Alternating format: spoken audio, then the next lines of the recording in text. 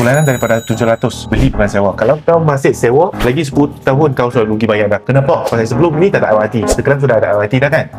Betul tak? Belum siap lagi. Belum siap lagi, tapi dia akan siap. Kalau masih sewa, masa itu rumah kat sini Taman Alam Vista sudah sewa berapa? 1,000. Dan lepas LRT siap, kalau dah sewa macam ini berapa? 1,200. Kalau hari ini ada satu peluang boleh buat pulun. Kau mau tak mau? Mau lah. Okay, save video ini. Takut saya lagi orang komplain video ini akan delete. Share juga dekat The Lau yang lepas 550 square feet. Ini sebelum berapa?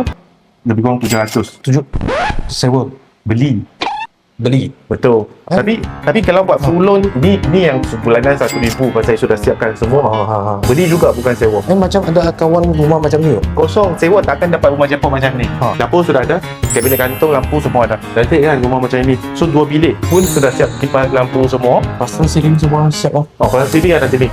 View pun elok juga. Kalau kau masih dah sewa sampai bila? Betul tak? Kalau nak hutang personal loan personal loan nak pinjam 50,000, bulanan 1,000. Kenapa kau tak nak ambil loan ini masuk dekat dalam rumah? Lepas tu bayar rumah saja, tak payah bayar personal loan lah. Ada satu parking lah. Free parking. Kalau hari ni kau masih ada hutang semua, kau kena tengok ini video, kena tahu macam mana beli rumah, pinjam lebih, settlekan you punya hutang. So sampai sini saja. Apa-apa you komen tak tahu lebih lanjut, Nak cek boleh komen lah. ya betul. Jangan buat video sampai kau dapat beli rumah.